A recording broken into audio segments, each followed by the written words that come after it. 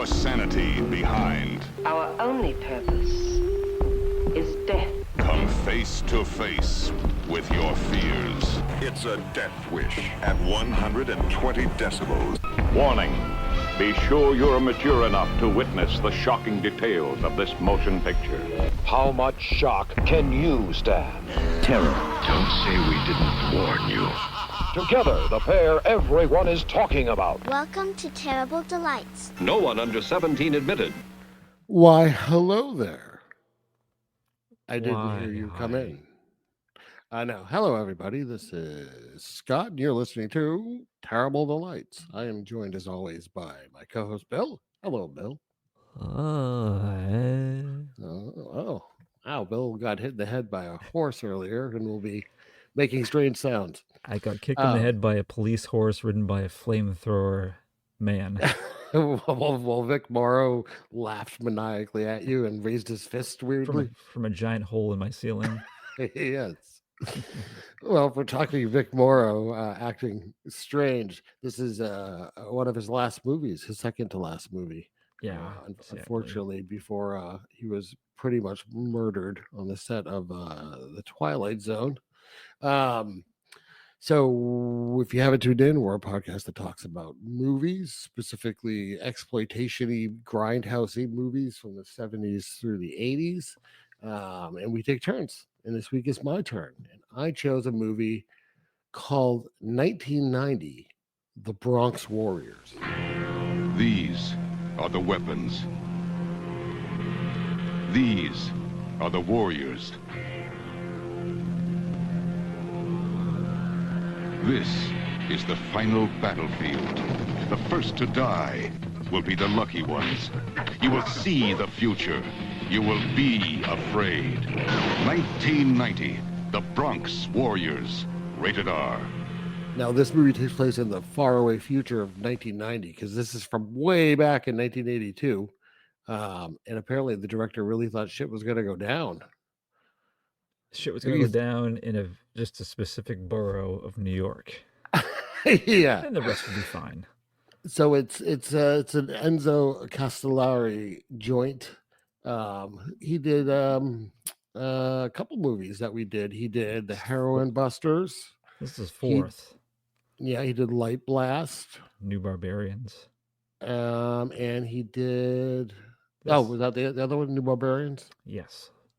New Barbarians. Which one was that? That also had Fred Williamson as an eccentric type man.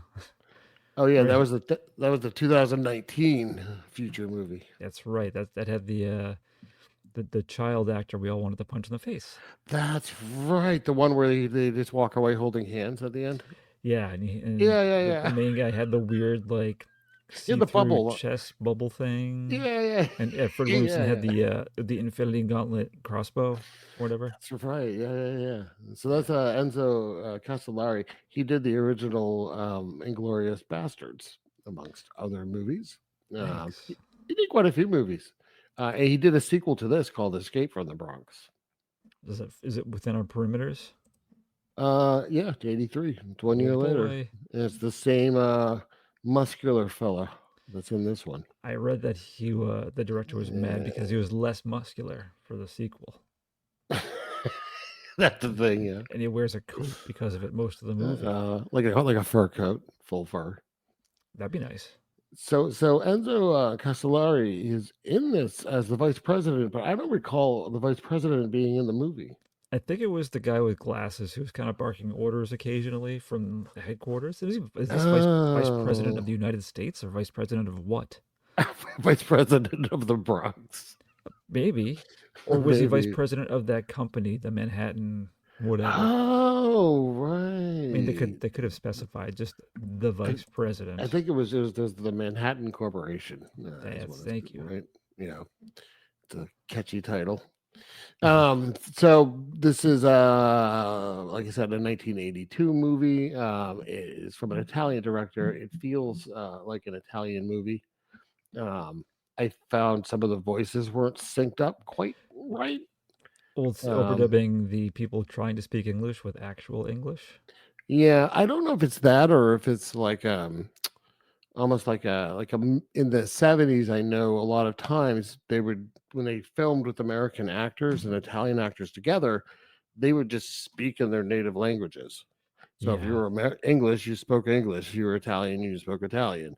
And then they would do two dubs, one English dub, one Italian dub. I feel like we talked about that a long time ago for a Vincent Price movie, Could be. like a 50s or 60s movie where that happened. It's why though things sync up like sometimes for some people and not for others. Yeah. Do you want to fire off just the names of some of the characters? Well, sure. Well, I want to note though that not only is the late kind of great Vic Morrow in this, but Fred Williamson. Fred Also. Williamson, yeah. I think this is the first. Oh, this is the second time we've had George Eastman in this. He's now eligible for Hall of Fame status. And interestingly, though, Fred Williamson's nickname was The Ogre. the Hammer. No, it was the Hammer. In real life. In life. And in this movie, Vic Morrow plays a character called Hammer. And more interesting, Vic Morrow's real life nickname was Hot Dog. Wow. And there was a guy in this movie named Hot Dog. What were the odds? Why the hell? I have a lot of okay. So we have Trash, Hammer, Hot Dog, Ogre, Witch, Gollum, Ice. I am tonight playing the role of a character named Hairman. We haven't decided yet as to whether or not that's a real character. It is listed on Wikipedia. It is not listed on IMDb.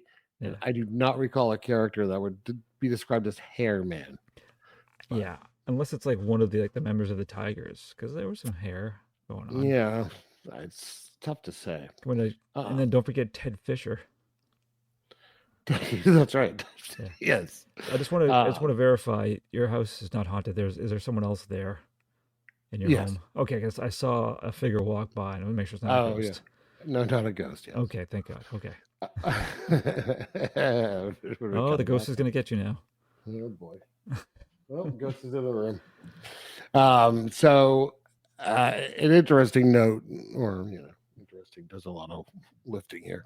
They said Italian regulations for movies, you had to film half of it in Italy. That's weird, yeah. But I guess it was like a budgetary thing, right? You figure whatever the Italian film board or whatever gave money.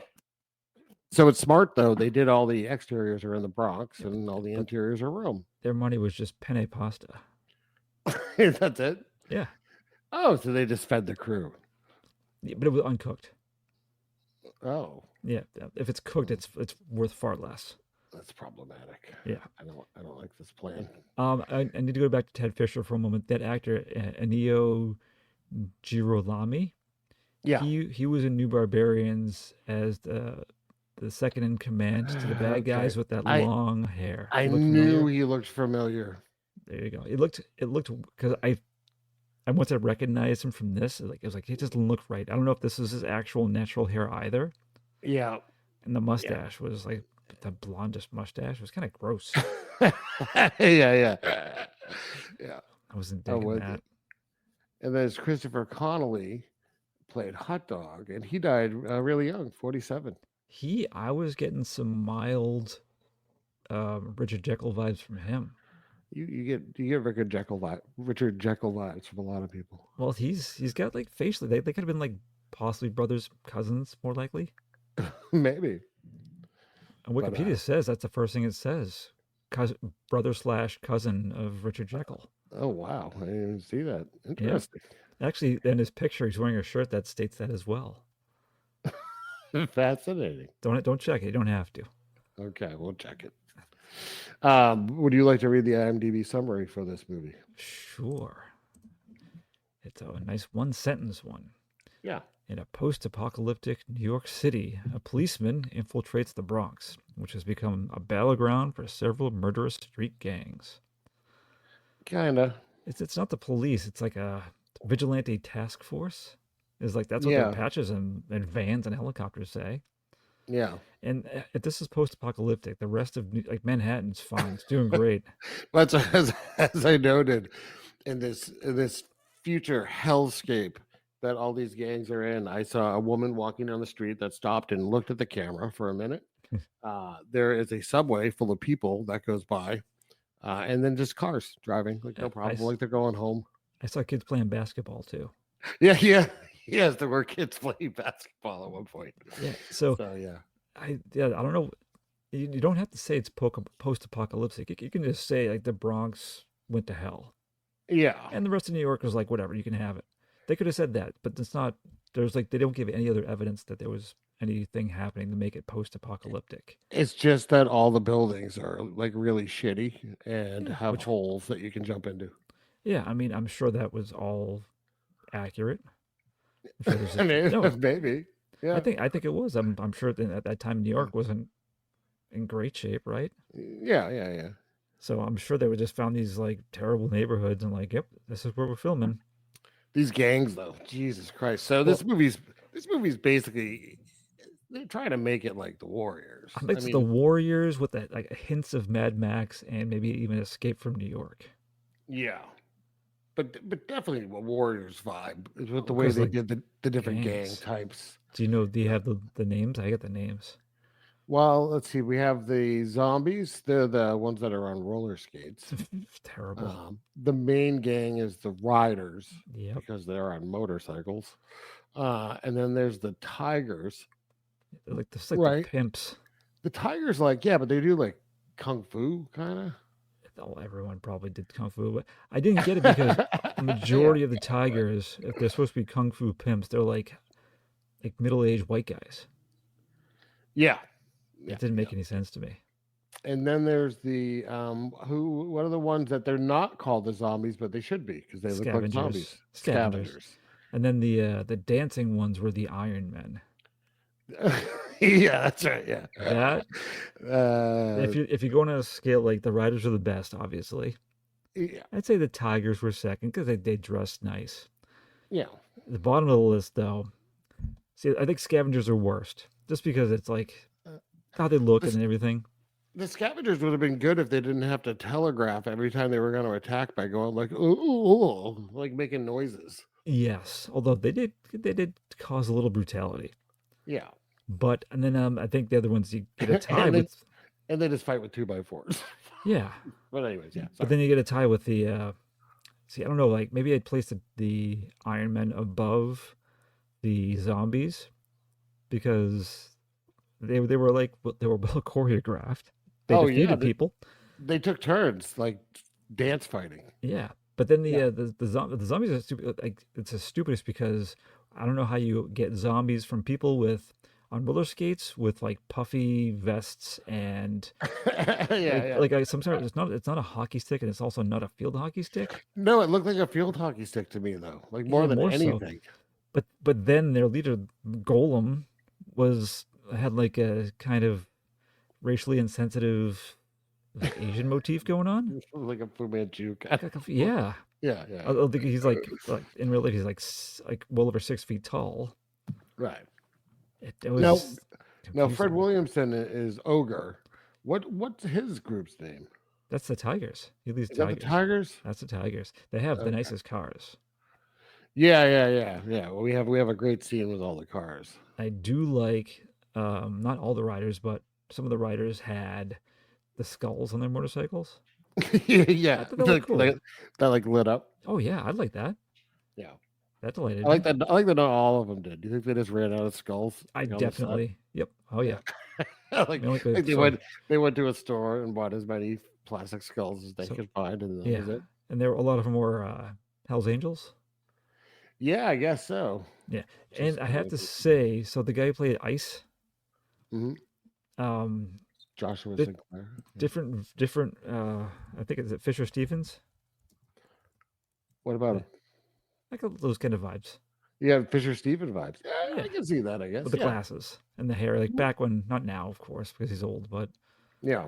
Okay. He's a real shit, and I thought that for some reason I thought I had seen him in something else, but nothing jumped out. He did. Oh, you know what? He's in Heroin Busters. I think I recognize it from that. I don't remember what he was in that, but I don't remember either. Was he the woman who gave the ride to the cop and then he grabs her boob? Yeah. Was that Heroin Busters? Yes. Okay. Yes, it is. Oh goodness. So all right, so we're gonna take you through this thing, Yeah, and we'll see at the end how we like it. What do you say?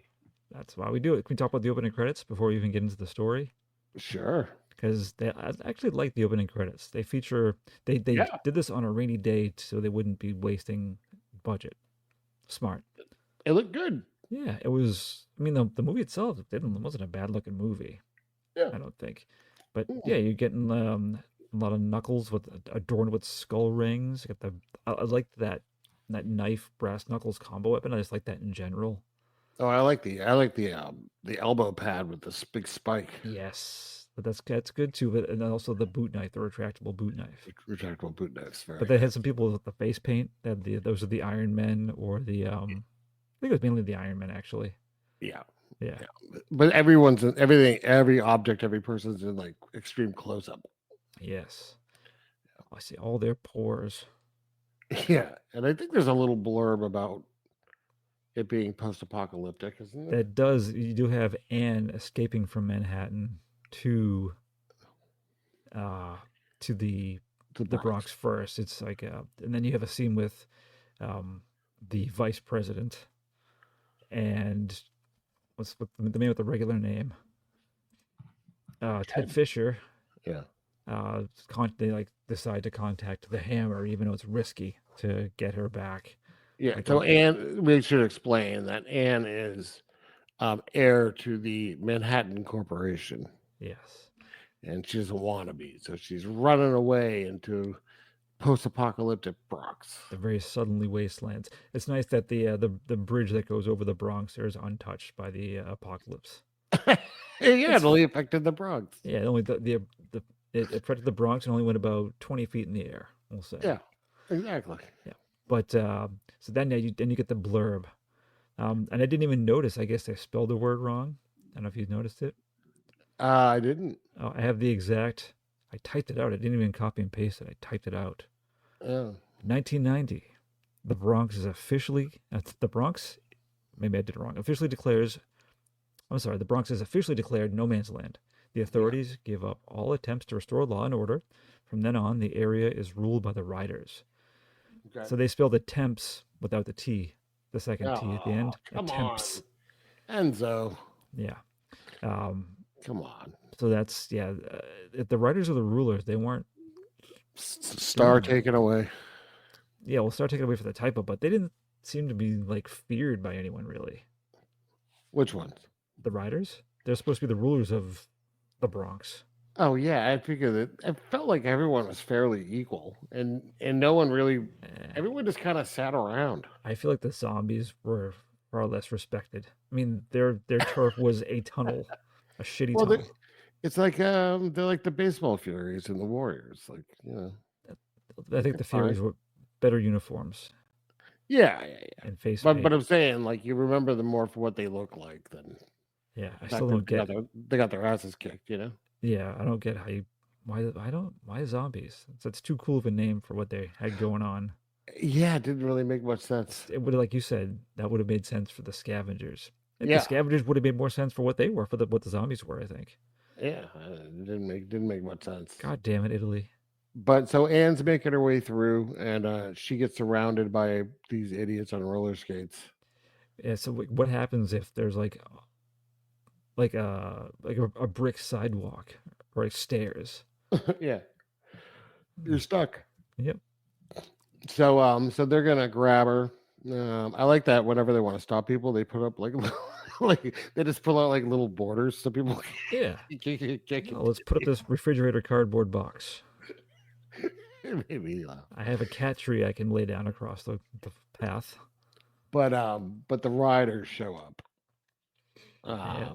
and basically take her, and boy, it's like immediately she's immediately in love with their leader. Yeah, the writers kick their asses, but it's Trash, the leader, who's only 17, the actor. Yeah, I guess I read that. I guess they said he was 17, but he really wasn't. He's really 17, but he's old enough for me. No, he really was 18, though. I guess he had a sad life, unfortunately. Oh, I only read that he stopped acting in '89. Yeah, it's Mark Gregory. He's Marco de Gregorio. They found him in a gym. Basically, that's why he ended up getting cast in this because his girlfriend sent his picture to the film studio. Oh, I thought you were going sad, but that's like, oh, that's nice.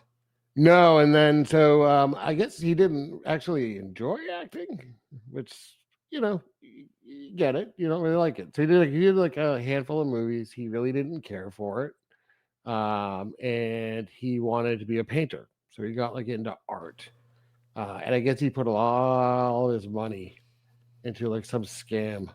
Oh, and he lost like everything, and he ended up overdosing on psychotropic drugs. I didn't know that. When he was 48. I see. Yeah. I'm gonna be 48 soon. Is that gonna happen to me? It might be. Don't get scammed. They're gonna say don't turn 48. Don't turn 48. Just go right to 49. Okay, all right. Sorry. So now that I brought everyone down, so Anne gets rescued. She falls in love with Trash, who falls in love with her immediately. Yes. And he's gonna protect her. That's nice. Yeah, it is nice. I like it's funny how she's in court. Like no one in the gang questions it either. She's like, she's given a leather vest and her own motorcycle. Yeah. It's fine.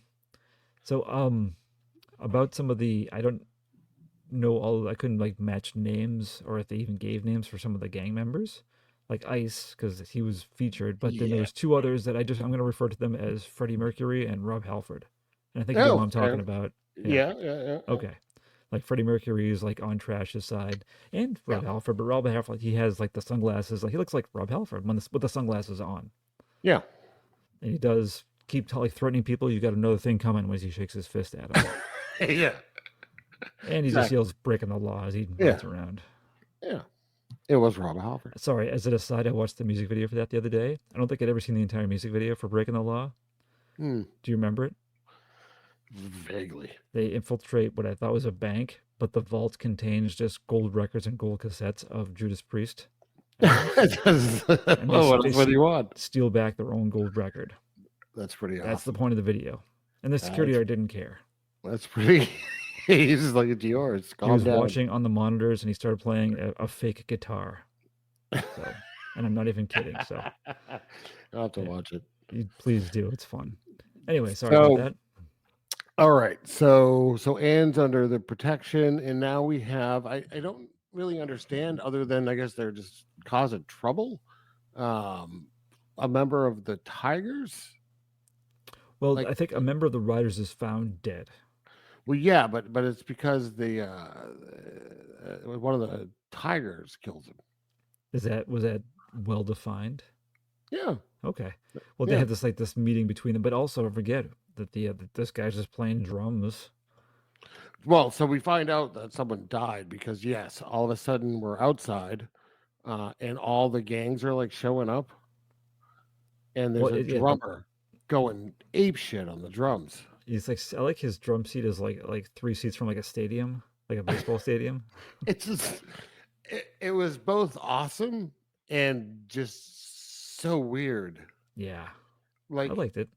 It was cool because he's just like doing a fucking drum solo for like a couple of minutes, but it's just like, why is there a dude with a full drum kit set up? What gang is he with? It's the Bronx. What the fuck is happening? And they show this dude, Chris, has been like impaled. Yeah. And Ogre tells Trash. So Ogre is Fred Williamson. I like that Ogre's second in command is Leech. Yeah.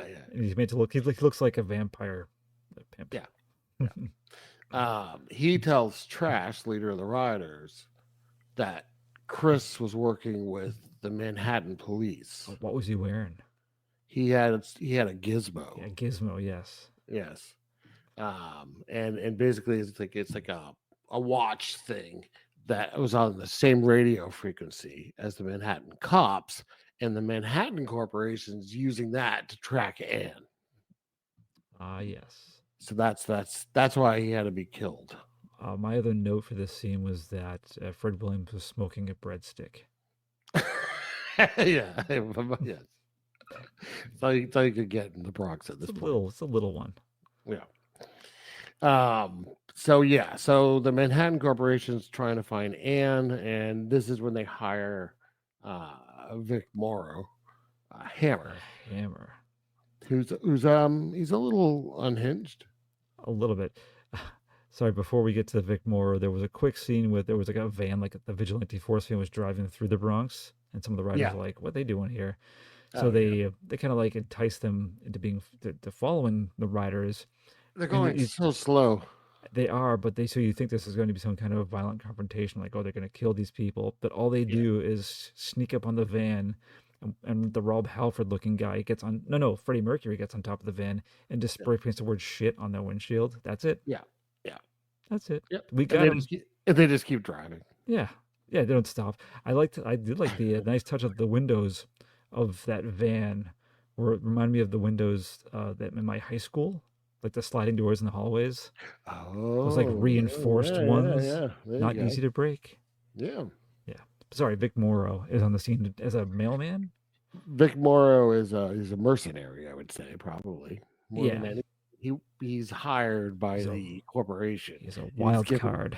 He's given like so many days to get Anne back. Mm-hmm. I did enjoy that. Almost everyone wears just blue jeans. Yeah, comfy. Casual. You might as well be comfortable while you work. Yeah, it's nice. So Vic Morrow is hired, and then he goes basically to the Bronx, and immediately just finds two lone riders and kills them. Yeah, they were making out on the stairs. I can't believe you forgot to mention your favorite character in the movie, the homeless man, the drunk. Oh, yeah. He's a character. He's the comedy relief. I don't really understand him, but he's just like a homeless, like drunk guy who he's very out of sync. He's yelling like random shit, but not in sync, and it was really confusing me.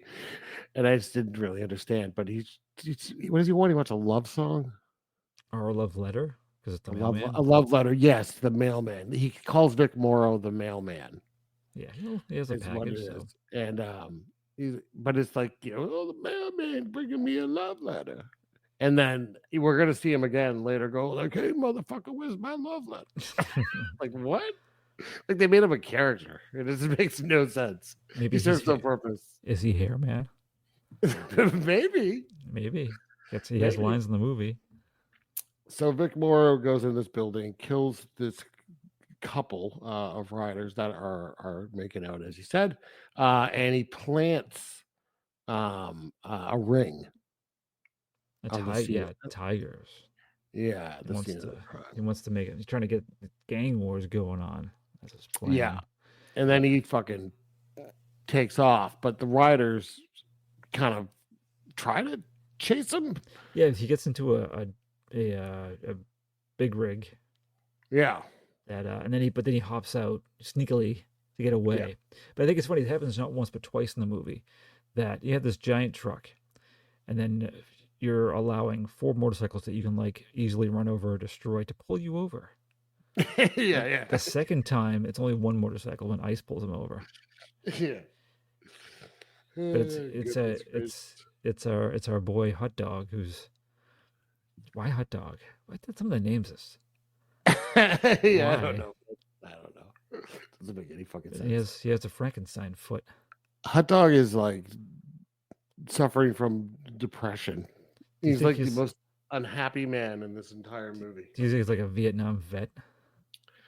Oh, maybe. He doesn't really have a backstory, Yeah, like they should, like he could have been like, he's the guy who can get you whatever you want in the Bronx kind of thing, maybe. Yeah, instead he just kind of sits in his little van. That was a truck. That was and it was like way too nice and new and shiny and clean. But he just sits around in it. Like he doesn't really doing much. Yeah, he sits around and he takes orders from people, even though he seems to be like anti-authoritarian. He's like, no, I'm not gonna do anything for you. Like he and Ice have problems. Right. I don't know. It's weird. So they Wait, go. where's They everyone catch get, up. sorry. Where's everyone getting They- gas? By the way, Manhattan. They just cross they the just cross bridge. over and they like Yeah. politely pay. Please and Exactly. thank you. Okay, So they come, yeah, they just cross back over, back to the wasteland. that makes sense. Okay. So they catch up to him, to Hot Dog, right? Because they're chasing Hammer, Yeah. but they find Hot Dog. Mm-hmm. And this is where we have the first altercation between Trash and Hot Dog, who they know each other. Mm-hmm. And he lets them search his rig. I don't know what they're looking for exactly. I think they're looking for Hammer. I guess. Mm, Yeah. Yeah. He ain't there. So yes, but now they think that the Tigers murdered these two. Do we have the funeral yet or not yet? Let's see. That's coming up. That's right now. The funeral pyre. Yeah, that was Very kind of dramatic. cool. That was kind of cool. Yeah. I like that, but they all try to throw their ashes into the river. Oh my god! So yeah, so they burned the two bodies of the people that were murdered. Yeah, I thought it was kind of cool though how they did it. It looked like they were kind of melting a little bit. Yeah. They had dummies. Yeah. Yeah. But right, they scoop up ashes afterwards, and then they're just all lined up. There's a lot of scenes in this movie that are like long pans, Yeah. but they go on like comedically long. Like Family Guy long. Yeah, like it's just like you like it should be done, but it's like nope. Yeah, it Like just got keeps another going. 5 bikes. But it's funny because you see some of the bikers like dodging the ashes that were thrown by the previous person. Well, they're throwing them Ugh. they're throwing them directly in front of themselves. It's just wind. all blowing back. Yeah. Fucking awful. Nothing made it into the water. So now they're talking, and most of the riders want to go like it's war. And one thing I found very amusing about this movie is it's a rated R movie, but there is very little cursing. Yeah, and then the most prominent is bastards. A lot of bastards. A lot of bastards. Yeah. But There's some F's. There's a few F's in there. there are a few, but it's a real grab bag of sayings, and some of them are just like kind of old sayings. Do you know what I mean? Like, Yeah. like kind of like old timey sayings. Do you have any? Do you have any quotes? Be careful, or I'll knock your block off.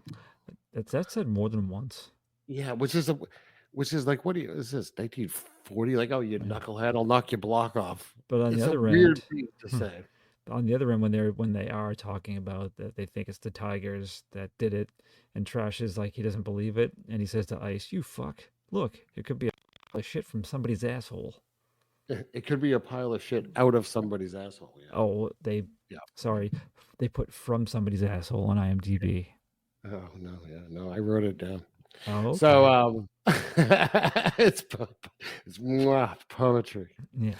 But otherwise it was a lot of like knock it off, you chowderhead. Why you like So would anyone call them maroon? it was kind of like it would be like, all right, for every fuck we get away with, we got to do like 3, you idiot. Yeah. 3 insults from the Three Stooges catalog.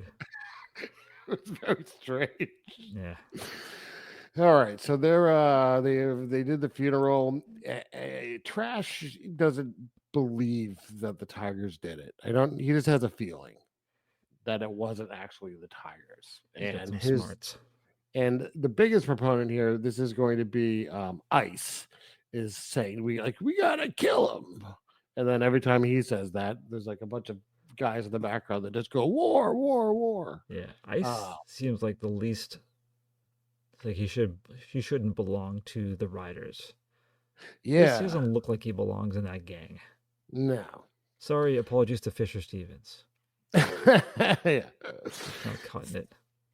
So okay, so where are we at? They're not going to attack yet. They're not going to yet, but this is where It's where Anne goes wandering off, right? she does, but also Hammer wants Hot Dog to set up a meeting with Ice at the same time. That's his next part of the plan. Oh, right. And so, yeah, that's when Anne goes off to think, and Yeah. Trash goes and finds her at the beach, and she's like, I need to leave because I'm putting you all in danger. And it's emotional. And then when they're riding back, the zombies have set up one of their crude roadblocks that you had mentioned before. Yeah. And it's effective enough where they're able to attack Trash and get him down and kidnap Anne. Yeah, that's right. Yeah. Okay. And now at this point this is where Trash wants to go to see the ogre. Yeah, to get help. Yeah. Because his real reason is to get Anne back, but he's wants the gangs to unite against the Hammer. The Hammer and The Manhattan police Corporation? force, the vigilante task force. Yeah, which is smart. But why does he only take himself and 2 other people to go to the ogre? Get this whole gang out. Because it's so dangerous. He doesn't want to. So he takes. I found out Rob Halford. The character's name is Pete, but he's still going to be called Rob Halford. Yeah. And then a guy named Hole, that big lummox. Oh yeah. That's Hole. Yeah. Hole doesn't last very long. He doesn't. But this is where they encounter the Iron Man, which was a dandy. Yes, I think it's described on Wikipedia as a musical theater inspired gang. Really? Yeah. I wouldn't have guessed. I do like their little choreographed routine. They do like a little. Effective. They do like a little spin dance with like a cane. Oh yeah.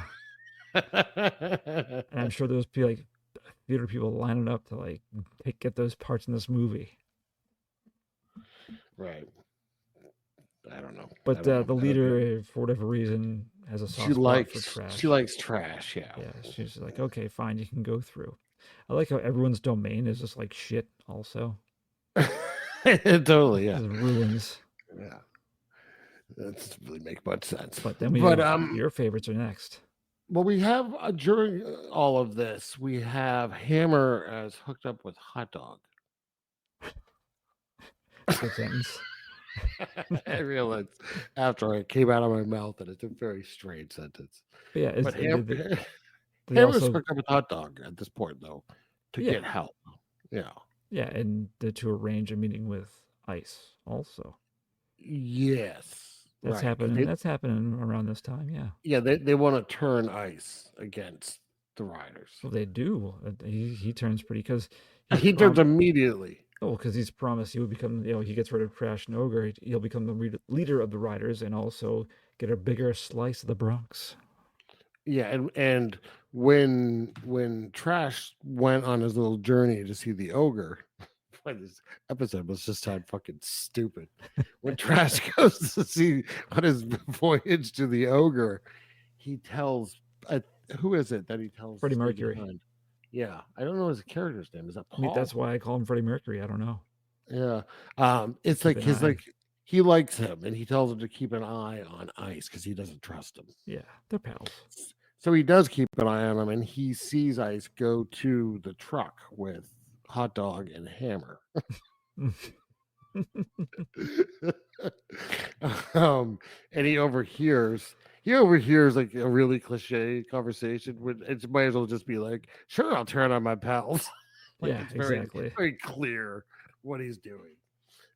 And he sees that he's there, overhearing him. Yeah. And I love this because he chases him back, but he wipes out like horribly. And it's never mentioned. Oh, Ice wipes out? Ice, totally. I read that wasn't supposed to happen, and they kept it in. It's amazing because he's on his bike and he just totally wipes out. And it's like I said, it's never mentioned again. Too embarrassed. Yeah. So he gets kind of a head start against him. And he goes now. Freddie Mercury is running to catch up with Trash to warn him. So before that happens, though, Trash, Hole, and Rob Halford encounter the scavengers first. Yeah. And Hole takes 2x4s, stab in his back somehow. Really thick pieces of wood. It's like fence posts. Yeah. but then they prevail to move on. Yes. But yeah, and so The 2x4s are amazing. they are. But so yeah, and then the Freddie Mercury looking guy, he gets attacked. He gets overpowered by the scavengers. Like why? Okay. I know Well, if I have yeah, this okay, issue. you're right. You're right. No, you're right. This happens first. Yeah, go I ahead. understand gang unity, you're gonna have the same uniforms. Sorry. Yeah. But why with the scavengers, why do they're dressed like garbage people and they don't talk, they grunt. And they have like white soot on their face. Yeah, like why do they have everyone else can at least well I'm not sure because for the zombies, besides their leader, the golem, they're just making like hoo hey hoo hoo noises the whole time too. They're not talking. Right. They don't sound as stupid as the scavengers, but I don't think they're too far off. Those are like kind of like dumb jock meathead sounds, maybe. Right. Yeah, no, it's very strange. Doesn't really make any sense. They were so weird because it's just like they're almost like primitive. Oh yeah, like they're cavemen or something. Right, but really they're like as close to the road as anyone else. They're like like right there, you know. Yeah, they could usually stroll across the bridge to downtown. Right, they might go shopping on downtown New York in a bodega. Yes, getting some organic foods. Yeah. So, and here's something else I don't get too. So after this meeting between Hammer, Ice, and Hot Dog, Yeah. Hammer he finds Trash and starts following him. Yeah. Like very easily in this like wasteland maze of destroyed buildings. Oh, there you are. It's only like 2 city blocks. It's weird. And then Ice goes to the zombies. Yeah. To talk about it, the Yeah. plan. Why is this He wants to guy- get him. He wants to get him in on the plan. And why is the zombie leader called the Golem? Don't know. Like, what would the? Why would the? How do they come to Because these he's big. decisions? Because he's big, maybe. He's big, and you stuff parchment in his mouth Imposing? with a request to kill someone. He'll do it for you. That's exactly right. Yeah. Oh. Yeah. And he's like, he wants to like, he's like, I want to think about it. Yeah. Yeah. I just like, we don't have any time. Mm-hmm. So, all right. So Trash gets to the Tiger home base. And Rob Halford's still with him at this point.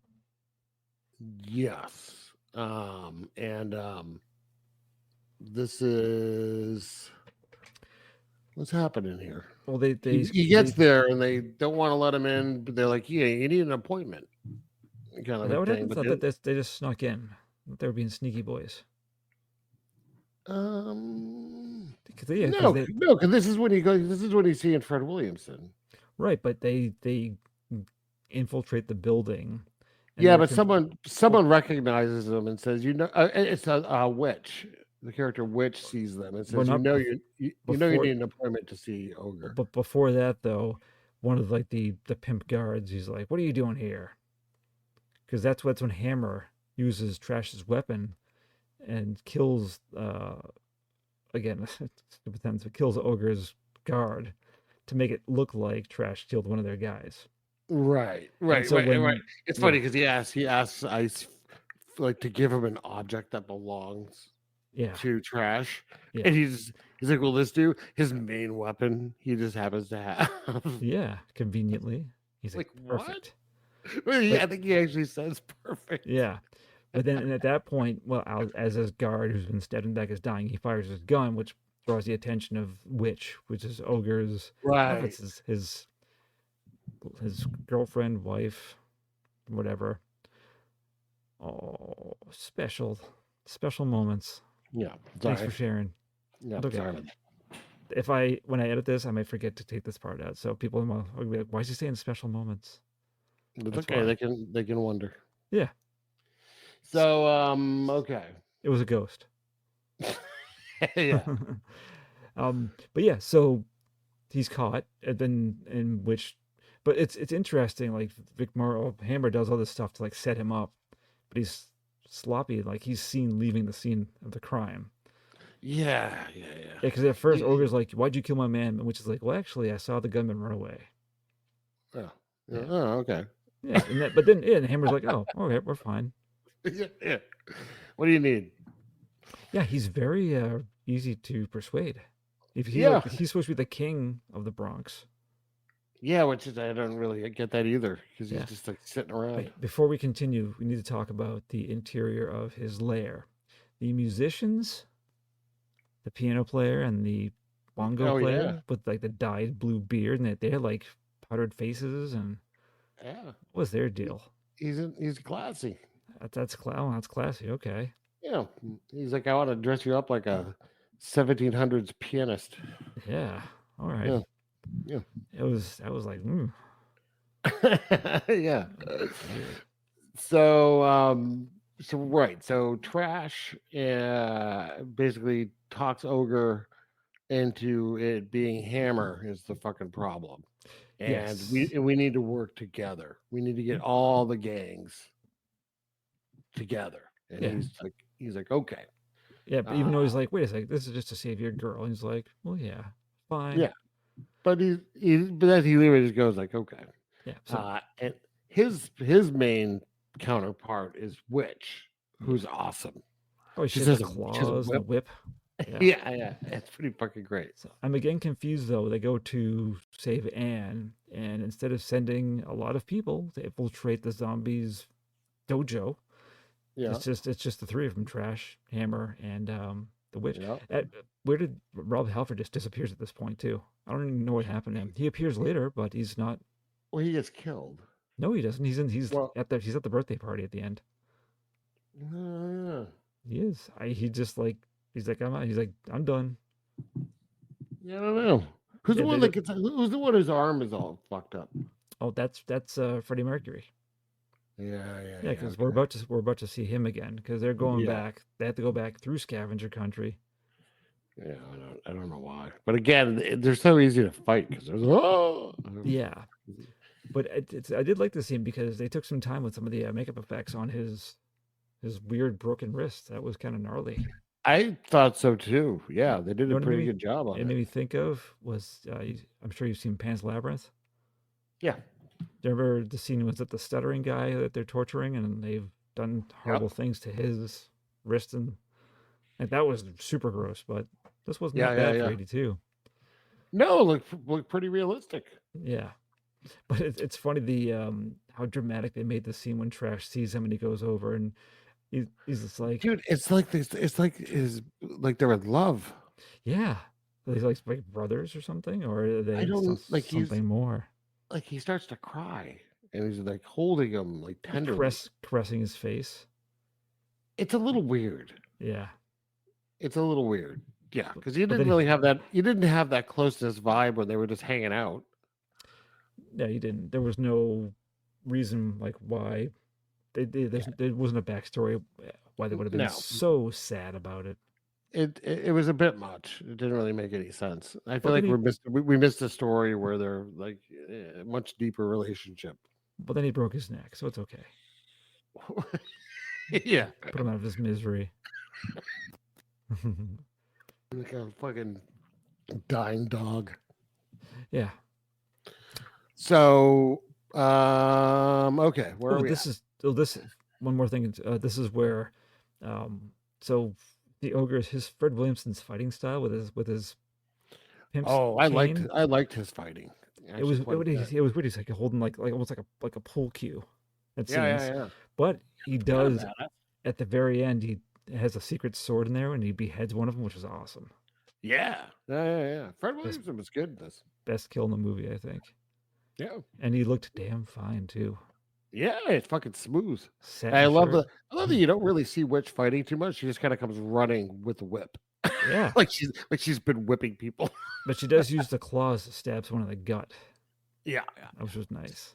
It's pretty great. Yeah. So they keep going, and they get to the zombies. Yeah, they sneak into the zombies. It's funny because all they're doing is like fighting each other like constantly. That's their life. Yeah. Boring. But it's Ogre versus Gollum. Yeah. Did you notice that a couple of the people there were some non-roller skaters there? I didn't notice. there was two guys like were like just like kind of like fist fighting and sparring, and they had Richard Simmons hair. You didn't notice them? I didn't notice. I may go back and try to find a still Uh, to show you, but there was like Please. they seemed very like petite also on top of that. Interesting. Mm-hmm. Maybe they were just trying out. Maybe they just stumbled into the movie. Oops. they crossed a bridge and were like, "Oh fuck." Yeah. So it's interesting here. I thought this was a terrible line that they tried to make seem badass. Because when the ogre's like I'm here checking on my loyal subjects, kind of he's playing the king card. Yeah. And then the golem's like, oh, like look at your subjects you're surrounded by your subjects, like being threatening to him. Yeah. And then he says, "That's true, Golem, but they're there, and you're here in front of me." Those are them's fighting words right there. Yeah.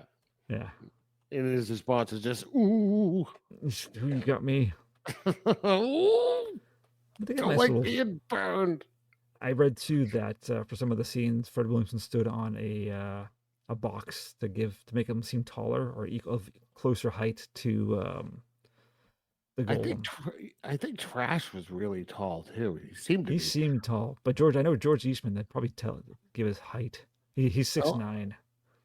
I'll tell you, but we haven't really talked much about it. But the entire movie is Trash wearing a vest to show off his pecs. You loved it. Holy God, it was so much pecs. Yeah, it was too much. It was too much pecs. I gotta be honest with you. Oh yeah. Were you happy towards the end when it catches on fire and he has to remove it? Yes. Yes, I was. Yeah. All right, so Ogre and Gollum are fighting it out.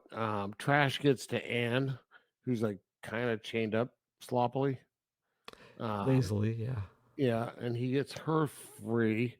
But Ice is there as well, because Ice was, remember, talking to. Yeah, he's Gollum. hiding. Yeah, he doesn't want to be seen. Right, but he gets spotted. And this is when Hot Dog steps in. Yep. And Ice stabs him to death, which is fucked up. Well, with the boot, the secret boot knife. Yeah, that's fucked up. Well, what I liked was that earlier Hot Dog gave him a gun to use, and it was just had blanks. Yeah. Hot Dog doesn't like him. Yeah, and so he's got a little cocky, and then he paid for it by getting a boot knife to the gut. Yeah. Now, what's going on with let's see, where's Hammer? Hammer he's defeated Golem by making Golem stab himself in the back with his own knife. Hammer is? I'm sorry, no. So I'm thinking Fred Williamson is Hammer. No, he is not the Hammer. Yes, Hammer.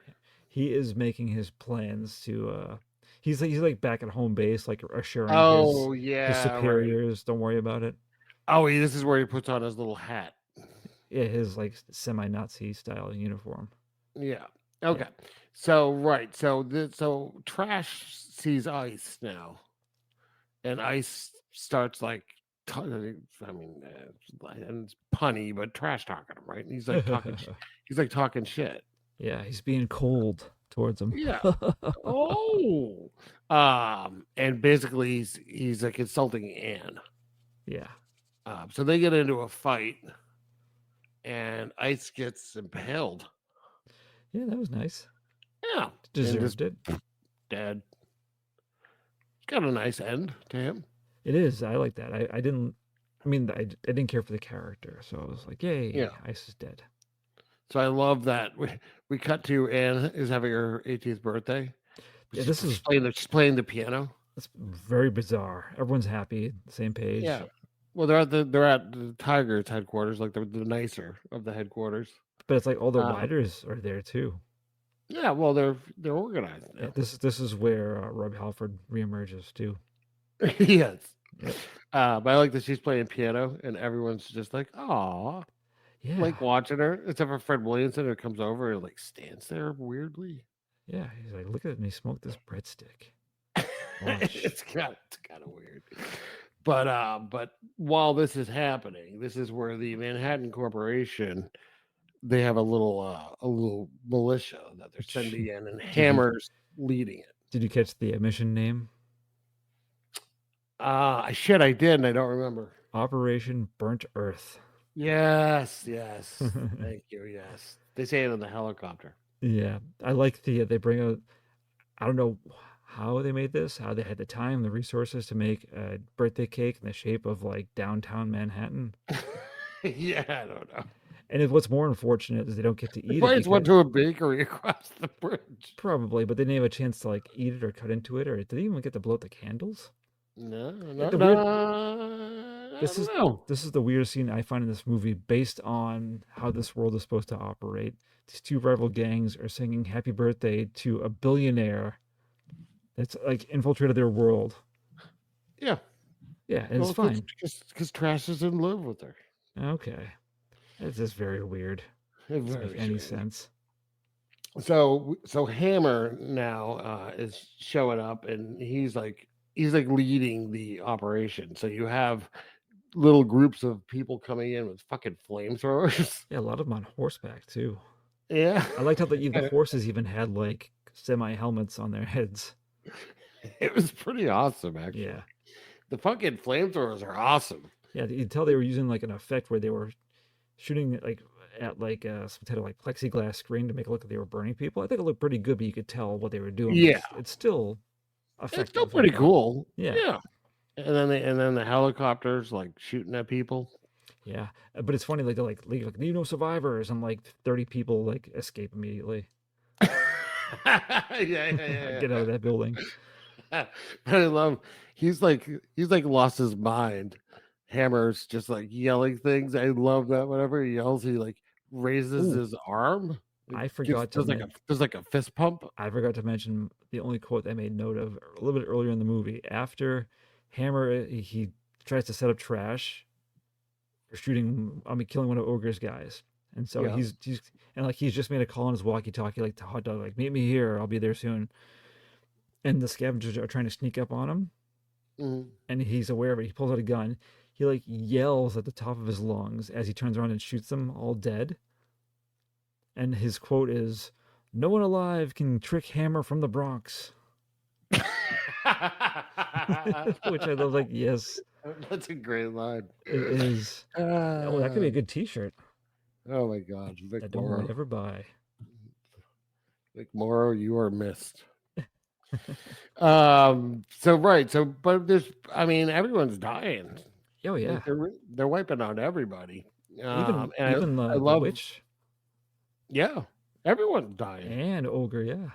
And Anne, I didn't think Anne was going to get killed. So Anne gets, she goes to protect Trash. I think maybe it's like, no, they're not going to shoot me because they're here to get me. Yeah. But because Hammer's kind of fucking lost his brain, they shoot Anne, and Anne's dead.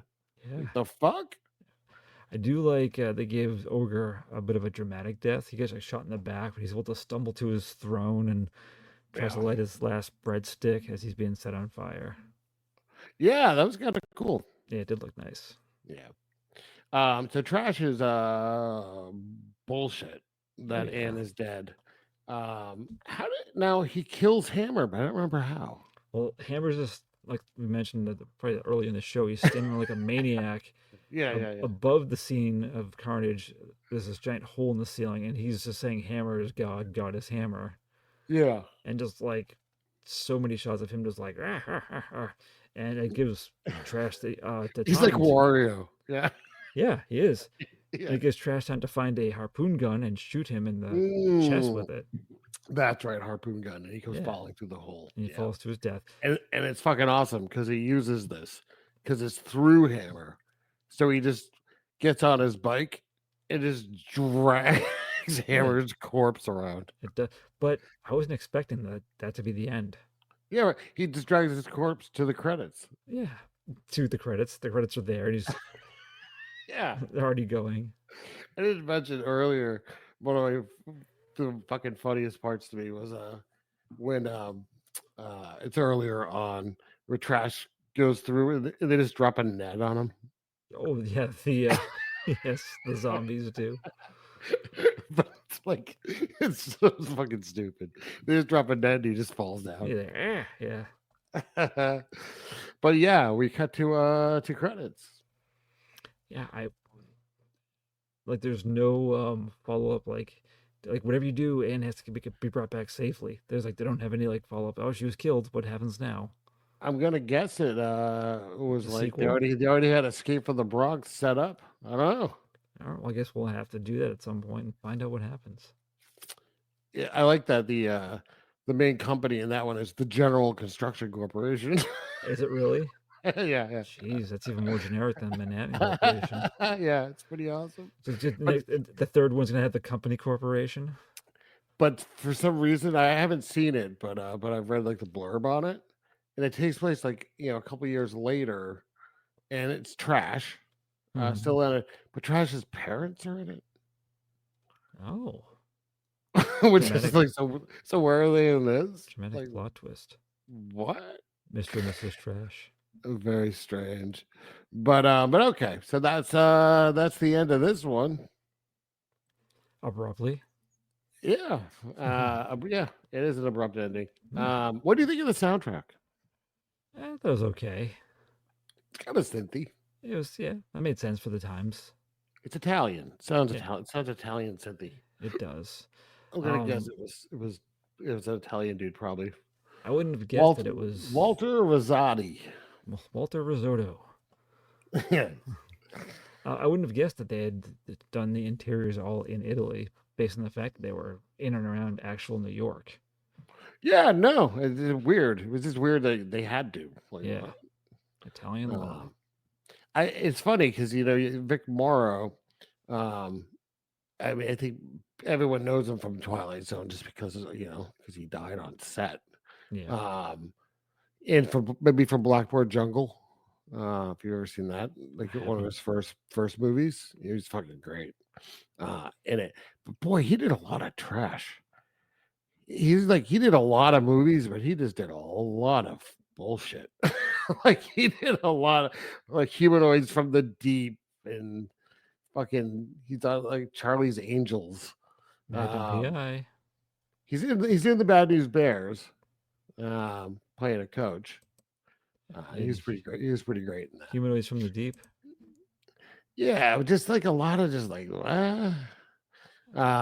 just yeah, I don't know. Just funny. I don't. For some reason I think of him as being a more maybe accomplished actor than he really probably was. In 1975, he was in something called Wanted Babysitter, but his role is Vic the Kidnapper.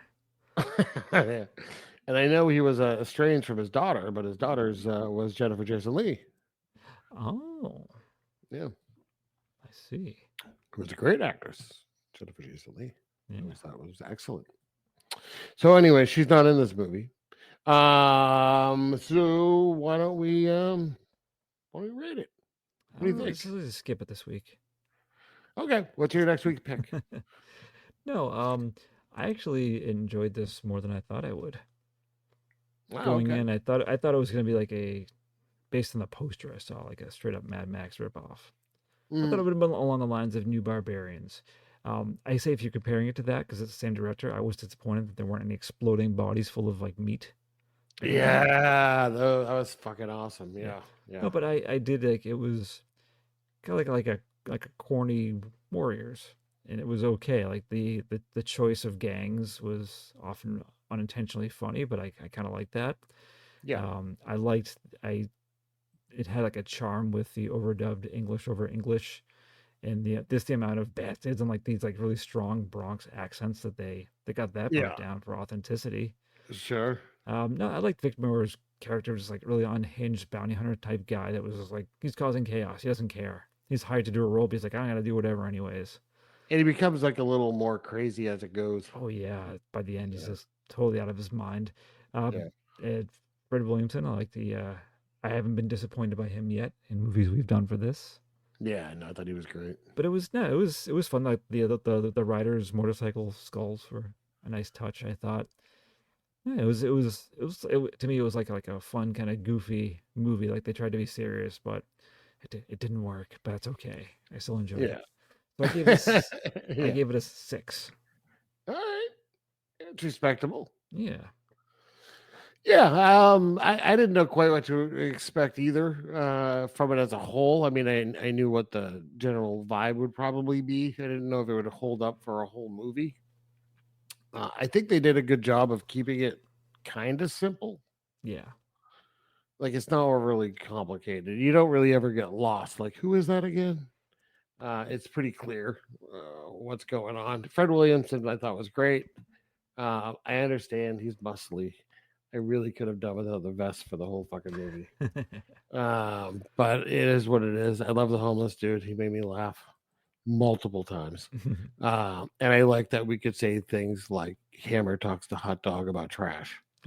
So the names are fantastic in this whole movie. And boy, the choreographed dance fight The Iron Man. is pretty awesome. Yeah. I don't know. I don't know about the sequel or anything, but for this one, I would recommend it. I think it's fun generally. I'm gonna give it a 7. Yeah. You know what I thought was good for this kind of movie? Hmm. A lack of misogyny. Yeah, There's like no assault. Like the woman gets kidnapped, but she's treated yeah, you're right. fairly. There's Which is actually there's no nudity. Yeah, there was like a picture of a naked lady in Hot Dog's truck. That's it. Yeah. Good on Which them. for an Italian co-production, the 80s, pretty good. In post-apocalyptic. Yeah. Yeah. So I don't know. So there is the sequel, Escape from the Bronx, that was written it was filmed rather the next year. And I do like one piece of trivia. So Enzo Castellari said that this movie, The New Barbarians, and the sequel to this, Escape from the Bronx, were all written, prepared, and filmed in 6 months. It's impressive. Kind of is. Yeah. Like, could because I'll say that the New Barbarians, totally different feel. It is. And like different actors, just like a different vibe. Yeah. I'm sure there was maybe that was shot all in Italy, but I wonder if they like crossed over, like, or if they were like shot totally separately, but just one after another, boom, boom, boom. Because there was some effort put into these movies with the effects, especially I think New Barbarians had a lot more special effects stuff happening. Agreed. Yeah. Yeah. This one they did do that great job on the arm. The arm effect was really nice. The beheading's sloppy but fun. But even just trying to make the flames look cool and stuff, I think they did a pretty good job. And boy, that drummer is fucking weird but awesome. One point for the drummer alone. It was just like out of nowhere. You're just like, the fuck? But that's pretty cool. All right. Like it's kind of badass. I don't know why. It just worked. So nice. All right. So both recommending this one. What do we have up next time? We are entering the holiday season. Next episode. Jesus. Okay. Which holiday? Christmas. Okay. I don't know. Thanksgiving, maybe. I don't know. No. We're no big secret. We record ahead. But I know, but we're not that far ahead, so I wasn't sure. Oh, we will be. Oh yeah. Okay. It's going to be a December episode. And so it's like it's Christmas adjacent. It's not a full on actual Christmas movie. It's just happening. It's happening during the movie. But I'm choosing Invasion USA. Charles Norris. Mr. Norris. Okay. It's going to be his first appearance. First and hopefully last. Maybe right. Not. Not a big fan. We'll see. All right. That's cool. We may have a guest. Time. Okay. So again, this week's pick was 1990, The Bronx Warriors by Enzo Castellari. You can watch it on YouTube. Sure, yeah, I was gonna say it's around if you want to find it. And the main dude in this, besides his sad backstory, he did do a couple other movies. He did a series called Thunder Warrior. It was 3 movies. And I guess they compare it to First Blood. Oh, all right. So you knows that's a thing that's out there, and one of them at least would fall under our time frame. We can make some exceptions. Yeah. So all right. We will be back in a week or so. And thanks very much for tuning in. If you've enjoyed any part of this, please rate us on your podcast app of choice. Bye, And we're on everyone. and we're on Yeah. Instagram, Terrible D Pod. Yes. So enjoy. Yes. Goodbye. Yes. Bye. Goodbye. Hello. Wow. Yes.